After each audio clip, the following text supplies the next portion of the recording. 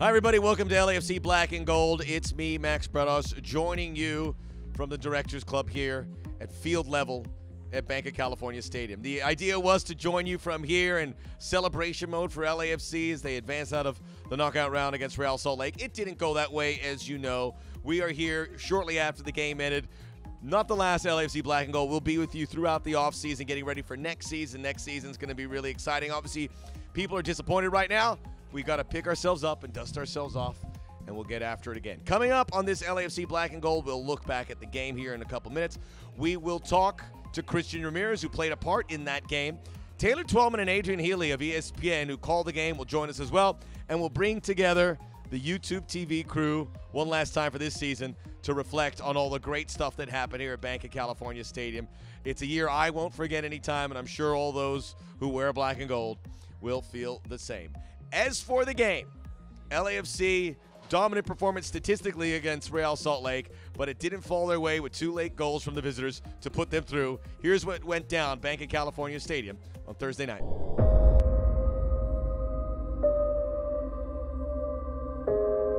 It's the first ever playoff game for LAFC. Tonight from Bank of California Stadium, they'll take on Real Salt Lake. Win, and you're on to Seattle Sunday. Lose, and their historic season ends tonight. This is what we all work for, to get to the playoffs. To raise up a trophy. To be a part of this LA community and this championship caliber city, we want to add to that history. To have a playoff game here in LA, especially at the Bank, it's going to seal the deal for the remainder of this league's history. It's been a long road since the groundbreaking, and to be a part of this is pretty damn special. Think about the millions of people that live here in Los Angeles and the fan base, and then when you look up and then one of your teams make the playoffs, that just heightens everything and takes it to the next level. 1, 2, 3, hooray! You don't get a second chance, you don't get it next week. Either you do it now or you don't do it at all. Big cross, Krylach in front, and he has scored for Real Salt Lake. Well, you can see it tonight. You know, I think you just see how intense the fans are and just how passionate everybody is about it. And it really is a special place. It's a lot of fun to see. Fanzo's a free kick does come in now, and the equalizer, just like that. We are level. Maybe the next one. Great ball all the way for Ramirez. Ramirez fires and scores! Are you kidding me? Oh, what a shot! RSL have equalised. Krylach feeding it wide. That a handball? Oh, and it's gone in! RSL are back in front! And that's the end of LAFC's season. We're all disappointed to see this season end because we still felt that we were a team capable at the end of the year of going far in the playoffs and winning MLS Cup, so that hurts a lot. The atmosphere in here every night is awesome. Loud, they sing from the beginning to the end. We have the best situation in the league. They know that we love them, that we will play for them, we will give our hearts to them, they will give their hearts to us. And there you saw the game, and for a minute, though, it looked like the storybook finish for the LA kid, Christian Ramirez. You put the goal in front. Look, I know you're disappointed. We're all disappointed right now. But, I mean, you weren't really getting a lot of games, and I'm sure they said you'll get the opportunity. It came, and then you took it. I mean, that says a lot about what you bring to the table and the professional that you are. I've said it before. I try and keep the same mentality whether I'm playing or not. Be a good guy in the locker room and keep a smile on my face and make sure that guys understand that I'm for the team first. And that's hopefully what the fans see and everybody sees, and I'll continue to work to make sure when my opportunity comes, I'll put more goals away. I know we were talking off air about what happened. What was your take on how they were able to pull it off? It was a bizarre game. They obviously didn't have a lot of chances, but they took the ones they had. Yeah, I mean, like you said, they took a screamer and an own goal to knock us out. It's a reality of these knockout games. It's a reality of this sport. Sometimes it could be so cruel, but I think the guys could be proud of this year, of what's being built here, both on the field and off the field. And we went out playing our soccer, and I think it's something to be proud of. And use this as motivation to never let it happen again. There's no off season. There is no off season. You get back to work Monday. I'll find a beach for a week at some point, but that'll be it. This time of year, you might have to go to Argentina. It's going to get chilly, although it's nice and warm here in L.A., as you know. So, hey, Christian, it was great to be part of this ride and to see your participation in as well. Best of luck in the offseason. We'll see you soon. Thank you. Thank you for having me. All right, on LAFC Black and Gold when we return, we'll talk to the guys who called the game for ESPN. Taylor Twellman, Adrian Healy will join us next.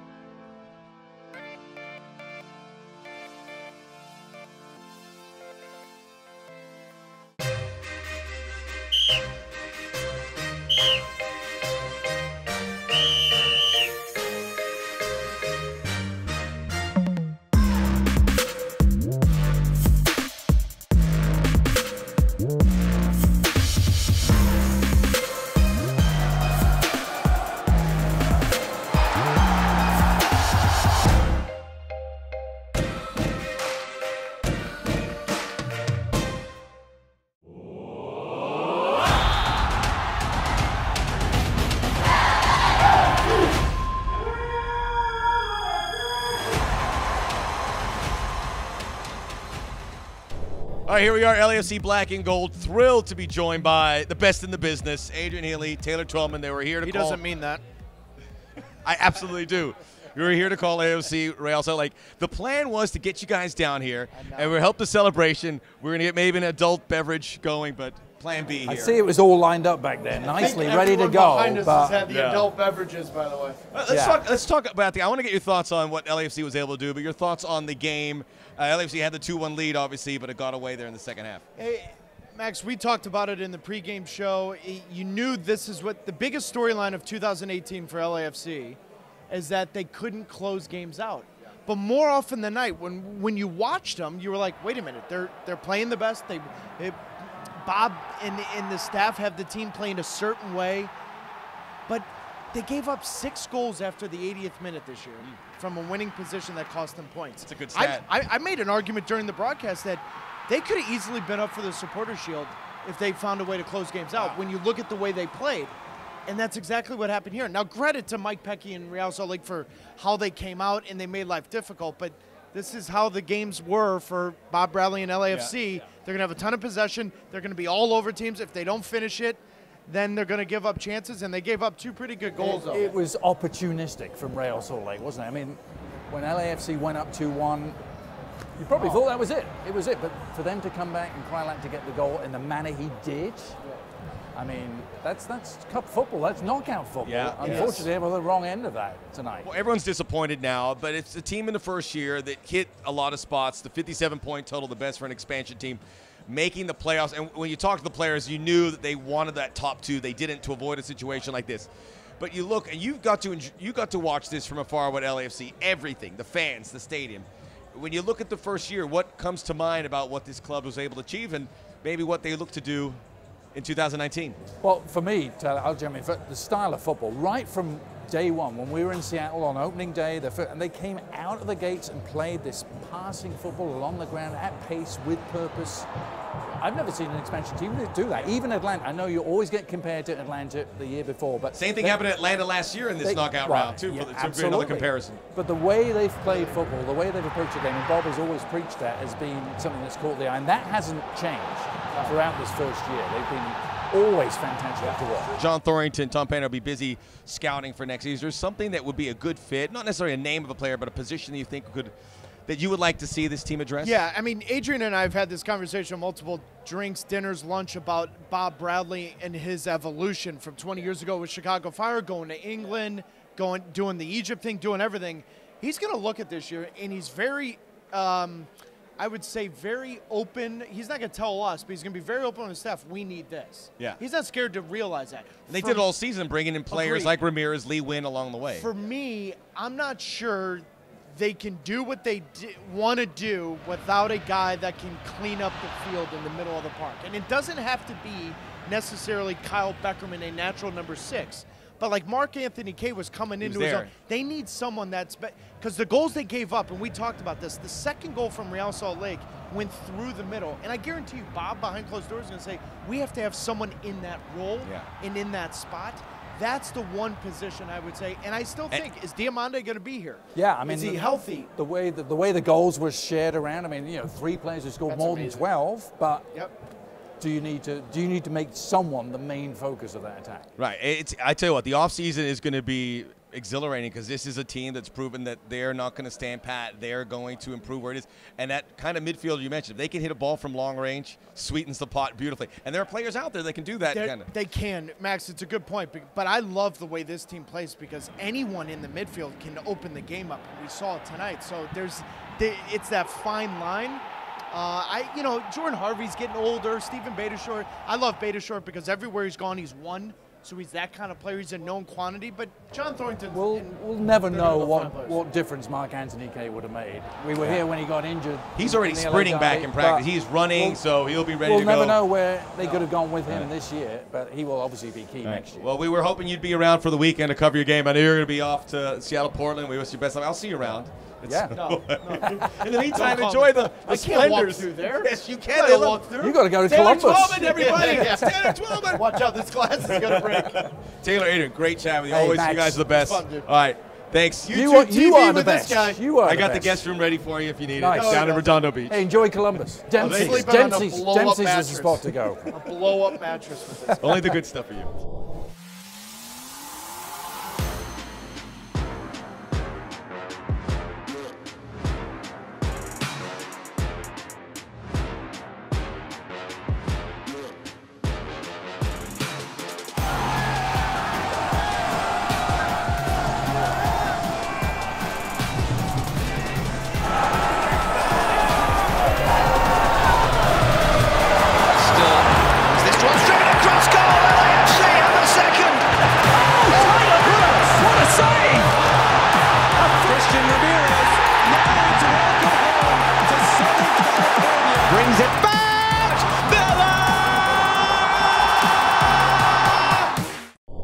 Always great to catch up with Taylor and Adrian, now joined by Stephen Beitashour. You always have a smile, but it's hard to smile now, huh? Yeah, unfortunately not today. I'm usually pretty happy and smiling when guys see me, but today I feel like we let a lot of people down. Oh, you didn't let anyone down, Stephen. But it's like I saw the energy they extended. I mean, that was they put up a big block and it was running and running, and you in particular going forward. And when did it feel like it was the ball wasn't going your way? I mean, honestly, it was a roller coaster ride from the beginning to the end. I thought we started off really well. We were moving the ball well, and then just a fluky goal out of nowhere, just something so simple. So then you're like, well, great. These guys absolutely created nothing. They got a goal. So then, we were able to come back, score a good goal, and then you're like, all right, we got this again. The crowd was unbelievable on a Thursday night, and I'm like, these guys are behind us, and it was just a roller coaster ride. We go up, and I'm like, okay, this is it. Let's finish it. And then they get another just, are you kidding me type of goal. Right, and I know I talked to you a lot, and you were so explicit about finishing in the top 2 to avoid situations like this. It's where the LAFC fell, but 2 other teams that were higher seed also went down. It just goes to show you that anything can certainly happen. So the offseason comes. I mean, it came much sooner than you like. How do you approach that? Obviously, the next season starting. It won't be a few months from now, but getting ready for the offseason and be ready to go next season. Yeah, I mean, obviously, we'll have our meetings. I think that's first and foremost. We got to, talk about a lot of things. I think the medical staff has, a plan for us. So we'll see. It's a different team. So obviously, I was used to what Toronto did in the past. So we'll see what LAFC decides for us. And for us, it's about coming back stronger next year. Atlanta last year had an unbelievable season. Same thing happened. And they lost to Columbus at home, and everyone picked them to be going, to the MLS Cup final. But this is why you don't want to play in these type of games. If you can, you want 2 games. So it's unfortunate. Well, I saw that smile crack up. Can you give me a little one? Let me see. Sorry. Beta time will continue on LAFC Black and Gold anytime. We'll be here. We'll be going on next week. And anytime you want to come and pop up, we'd love to see you. Appreciate it. And he looks like $1 million with the Johnny Cash look, all black. All right, Beta. Thanks, buddy. Appreciate it. Good stuff. Thank you.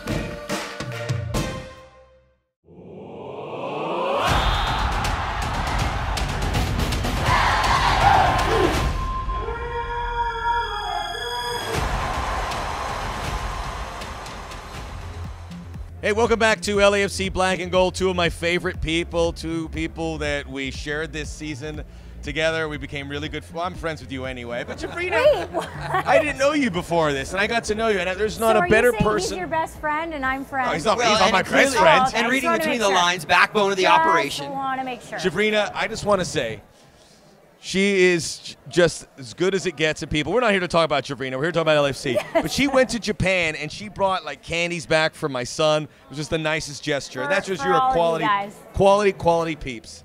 I know we're all disappointed. I mean, this is a fun ride. We just don't want to. It's like it's a ride. You don't want it to end, but it's going to end some point. And it ended disappointingly. I know I was saying to you, Mark, we were doing the game on radio, Dave Denholm away expecting baby. Yes. We said, look, if it just gets by this game, whatever happens to the conference semifinals is fine, but this is just a game we want to get. Extend that season another week, and it'd be great. And it's just a weird game, and it didn't happen. I tell you what, Max, what would maybe 20, 25 minutes, depending on LA traffic, how far we are from Hollywood. And it seemed like this season it was written like a good Hollywood script. The Christian Ramirez goal, you're like, this is a great movie. Yes, a kid from Santa Ana all of a sudden coming in the second half, and he hits this great left-footed shot in the upper corner, and maybe that's the catalyst for a big win in your first ever MLS Cup playoff game. So yes, that it comes to a screeching halt, that part hurts. And you know, I was just talking to John Thorrington a minute ago and saying, you know, he said people are saying, hey, I'm sorry, John, I'm sorry. And I said, well, I'm going to say thank you because it's been an amazing season, right? I mean, we have so many positives, but the immediate feeling, right, is that negative. The immediate feeling is, oh, I didn't want it to end this way, Well, no, I mean, I definitely didn't want it to end. I think we were all really excited. You know, we've seen what Bob Bradley has done with expansion teams before in the past. And so I think a lot of people were almost just kind of let down in the sense that they really saw the future of this team, you know, being serious contenders. So, you know me, even if I'm not doing the broadcast, I'm still on the sidelines. That's weird. Some things that, you know, commitment. Yeah, hey, it's, you know, I'm the real deal. I got to be in the trenches. But one of the things that really stood out to me is, you know, I was able to hear from the sideline Bob saying to Feilhaber, hey, RSL's are having long balls because we're not able to squeeze the midfield. So he wanted there to be more communication between Feilhaber and Wynn to really come together and squeeze the midfield. So that was one of the things that I was able to That's great. That's good intel. You know, I think another thing when you talk about what RSL did really well, guys, is the fact that they never let LAFC get into a good flow in this game. You never saw stretches of 10, 15 minutes when LAFC was moving the ball quickly and off the ball movement. They always tried to muck up the game a little bit, and I think that was part of the blueprint and by design for Mike Petke was to make it difficult for LAFC, and in particular a guy like Carlos Vela. He never found his gear here tonight. You're not putting it all on him, but certainly he's a guy who can change a game, and tonight he just wasn't able to do that. Kyle Beckerman, who's a great defensive midfielder, got under the skin of Carlos Vela early, and that changed really the tenor of the game, and he frustrated Carlos. I don't think there's another way to put it, but it's a great game plan. I don't think you can give Real Salt Lake enough credit because they're down 2-1. It's over. Second half, LAFC are flying even before the goal by Ramirez, and they're getting it done. And then they come back and score not one but two, and that's a testament to them. And Mike Petke, he does a great job with his team, and that's why they're moving on. So, look, it's over. We don't want to get off this ride. We're going to get off. But Zip it, lock it, put it in your pocket. But this is 1 year. Next year, they're going to come out. The offseason, and we're going to be here on LAFC Black and Gold during the offseason, update you on everything that's happening. Obviously, John Thorrington and Bob Bradley will be out looking to improve this team as best they can, signing some players as well that are currently on it to make sure. So we had a great season. We look back at the season, and we'll talk about the YouTube TV. You look back what sticks out about what this team was able to do. You know what I think what sticks out for me is I know Bob Bradley never liked to use that word expansion team. I know. But the fact that this is an expansion team, but the roller coaster of this team dealt with injuries, they dealt with international calls. I know all teams deal with that, but you add the layer of being an expansion team on top of that, and the fact that they rode in the top 3, top 4 the entire season, all year long in Major League Soccer, that 8-month-long marathon of a journey. To me, that was just super impressive. And I think the other thing was how certain guys rose to the occasion at different times. Diamande came in, and he made an impression. Ramirez, when he first came on and got his first start against this RSL team, he finds the back of the net twice. You had great moments for Latif Blessing. we saw Diego Rossi become a star in this league. Yep. This guy is going to be great. This guy is going to be great for years to come. And then obviously Carlos Vela, the first ever DP for LAFC, and they hit the nail on the head with this guy. Yeah, and even Walker Zimmerman had, you know, he kind of broke out of his shell, you know, scoring four goals this season. So I think for me, things that stand out, you know, I know you touched a lot on specific players and stats, but for me, it's just how this club was able to build a sense of community. That 32-52, I mean, they were relentless. They did not stop. Ever. I mean, the whole dynamics of this entire club from top to bottom. Guys, I know we'll get together soon, but I just want to give you a big hug before we call it. I know, let's all. Yeah, let's hug it out. Wait, my mic's coming. Yeah. Hold on. Oh, I'm not supposed to have this in here, am I? It's kind of uncomfortable. My peeps. This is kind of uncomfortable. No, you smell great, by the way. This is actually really genuine, like family love right here. So, anyways, we're getting the wrap it up from the production. The season might be over. LAFC Black and Gold will roll on forever.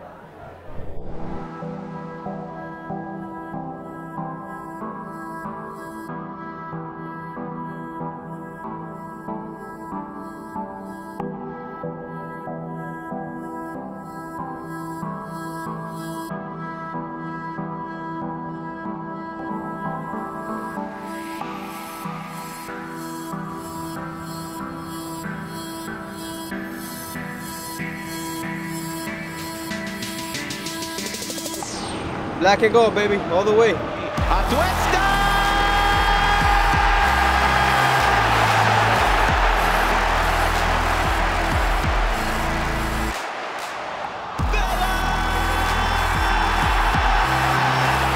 Magic!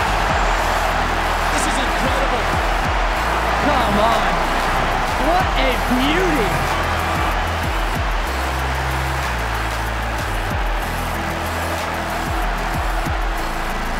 Shoulder to shoulder, Blackout LA.